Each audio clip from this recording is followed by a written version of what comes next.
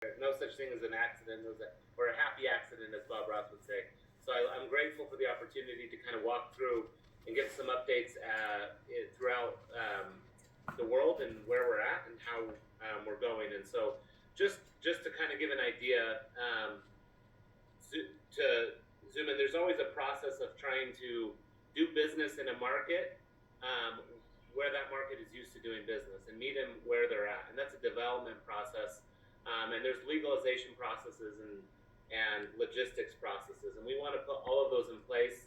And so I'll give you updates on kind of each of those briefly. I don't want to bore anyone, but just know that the vision and plan that Aaron kind of set out with Steve and Ryan from the beginning in the field has been an incredible thing just as a newcomer to Neumi, and saying, wow, this, I can see exactly where we want to be and why we want to get there. It's a unique approach. You don't see it too often in the industry, and I think it gives Neumi a really powerful head start, so to speak, in that proactive approach versus a reactive approach. So just updates in Canada and Mexico. Of course, Canada, we are, of course, we've registered our products in Canada, and we, with the Health Canada there, we're working on several steps, which is going to be, you need what's called a site license, which is essentially a license for every touch point in your product supply chain, from raw material to manufacturing to logistics and warehousing. They have to be on Canada's list, and so it's something that they require, and we're working on that, as well as we're working on the labeling side of the product registration. So some improvements will be down the pipeline in the supply chain as we develop and continue to move forward with kind of Canada's on-the-ground business model. Lots going on there. Mexico, we're in a really good spot there. Mexico has been one of our shining markets over the last few months. We have seen a lot of growth, a lot of new leadership incoming from Mexico. There we're really have a full setup in terms of the legal grounds, and allows us to scale product registration, banking, warehousing, etc. And so we really have set up a really strong kind of, I would call it, springboard in Latin America from Mexico. And so those would be the updates. Of course, we've got lots going in the U.S. We've upgraded some compliance efforts to stay compliant to the FTC and the FDA, to protect your business, as well as to protect the future business of Neumi. We're always working on improving our quality of delivery and quality of packaging, and those are things that those are projects that are happening all over the world. And so we can move to the next region. Latin America, Central and South America, lots going on in these regions. We're seeing lots of great growth. We're upgrading just in general, kind of hit all. Our main focus right now is product registrations, which essentially is basically making sure our product is registered with a legal entity that oversees the consumption of products or cosmetics, whatever it may be. And so we are working very closely with each different government and government entity. Sometimes that requires a legal registration of a company. Sometimes it requires an entity or whatever it may be. And those things are happening simultaneously. We're also working to upgrade and improve warehousing. For example, we've just recently switched over warehousing in Colombia, and we are switching and building new connections in warehousing in Dominican Republic, as well as in Ecuador. So lots to go there that will help serve Neumi members and customers throughout Central and South America. On the next stop, we are traveling across the world to Europe. Okay, so Europe is a fantastic market. I call this, it's probably a more sophisticated setup, meaning EU makes it sound very simple. We put 27 countries, but that's 27 different cultures and different ways of doing business, and so there's a lot of sophistication that goes into it. We have set up a strong presence in Europe. Because of that sophistication, there's a lot of foresight and planning that the team went into to make sure that we had our legal entity, our tax liability, our product registration, and our warehousing and logistics set up to service our members. And I think we're seeing a lot of the fruits of that as we speak, Europe is one of our, I think our second fastest growing region, as we've seen just different markets kind of blossom and pop up, and we're able to get so many wonderful people the product. And so in terms of what's next in Europe, it's improving our member experience through a better, getting the blue box that we have a special one that's built for international that people will start receiving, working with different languages, and of course the labeling is going to be one that you'll see in the supply chain pop up. But lots of progress has been made in Europe and will continue to be made throughout our journey there. We can go to the next place in the world. Okay, Jim. It's still, everyone's eagerly anticipating the launch of this region, the MENA region. It's Middle East, North Africa region is kind of what that acronym stands for. This will be serviced out of the UAE. Most people know UAE from Dubai, which is the one of the main cities, or the commercial capital there. Out of Dubai, we'll warehouse and ship and service the first stage of this region, which would be the surrounding countries of Qatar, Yemen, Saudi Arabia, Bahrain, Kuwait, and Oman. And so you'll have this center of commerce out of Dubai we'll be shipping into these other countries the products. And so there's exciting announcements there to be had, but know that one is a full setup. We've registered, we've got all of the legal work done, so that this is, we're really ready to scale and grow into this market at a pace that will be future-proof. I love the word that Aaron used earlier, so that's fantastic there. Moving on, world is Africa.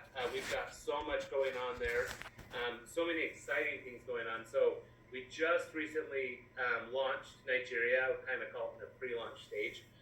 So we've got warehousing, banking, product registration is underway, and we're servicing members that are able to buy the products and build the business. And so there's lots happening in Nigeria. It's the largest country by population in Africa. It's the largest by economy in terms of gross domestic product. And so you have a very powerful market there that loves and really fits in well with the network marketing model, people looking for opportunities and growing. And so we're really excited about our future there in Nigeria.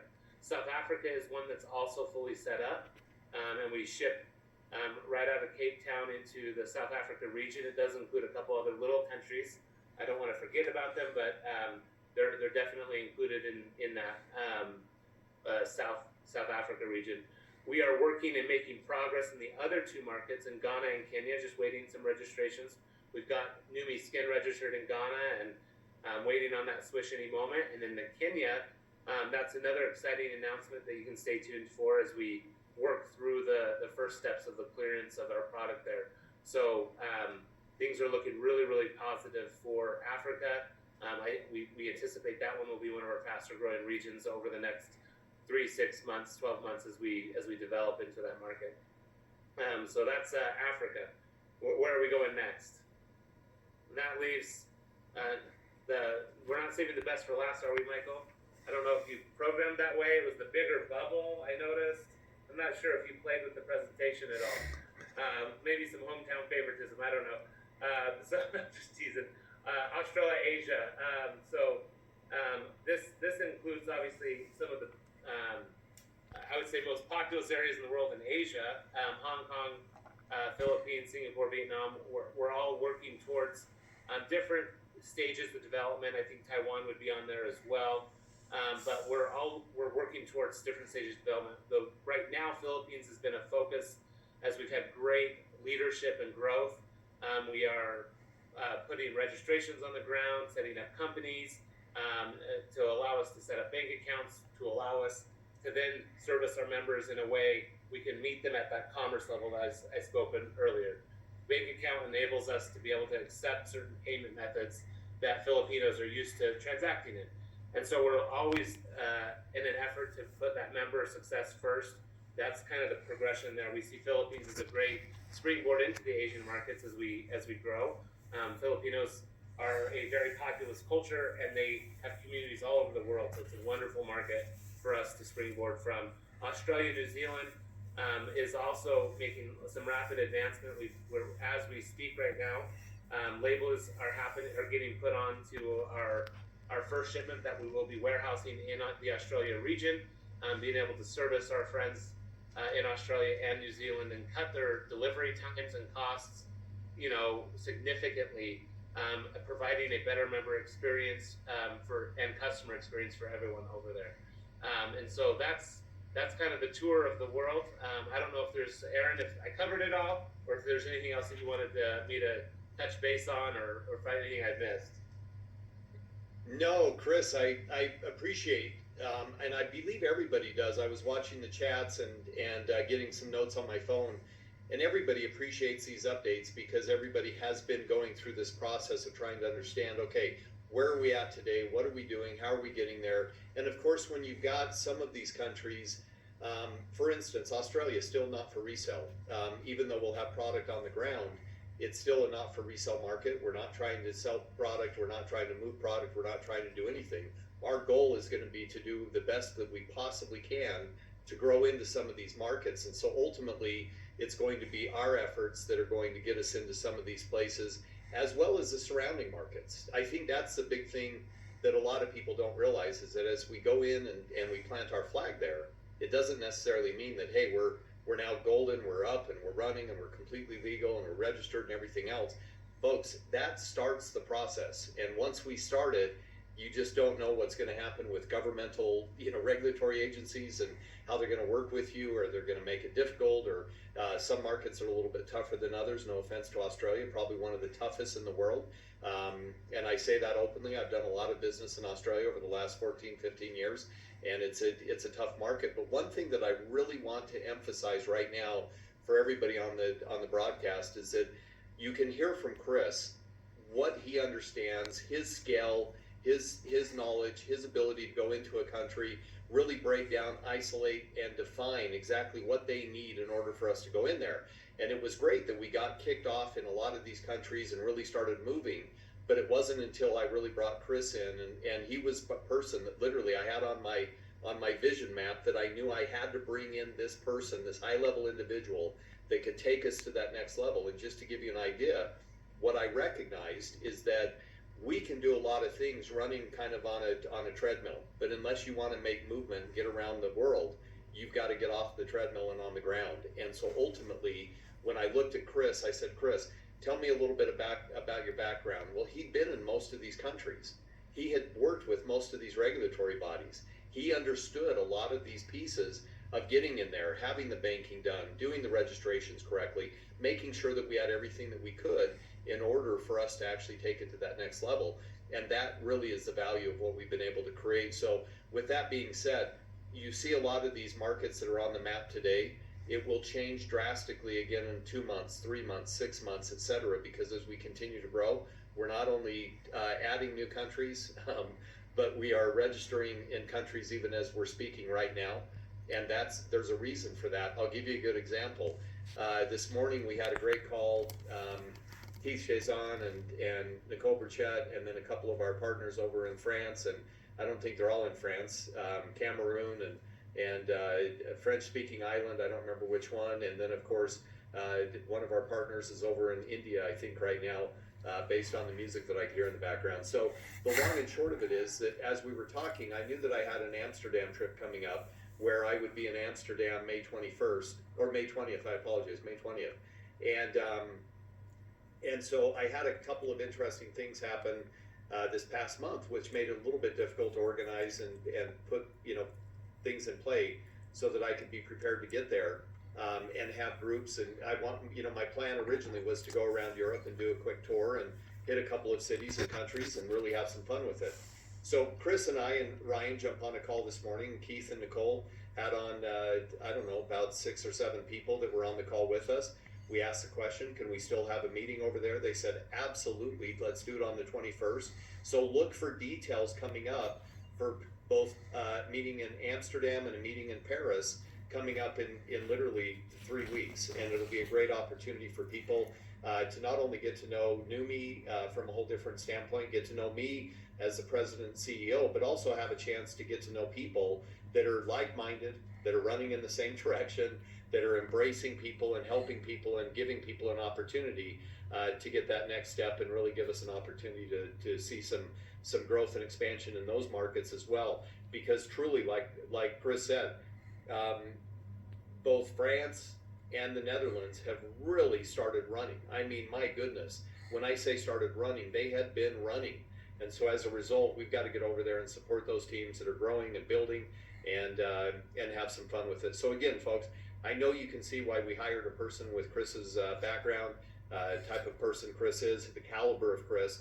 He is an amazing asset to this company. And so Chris, thank you very much for jumping on tonight. And I certainly appreciate you giving us all updates, because every one of these people on this call tonight are looking to run. So we got to figure out where they're going to run next. So with that being said, thank you, Chris.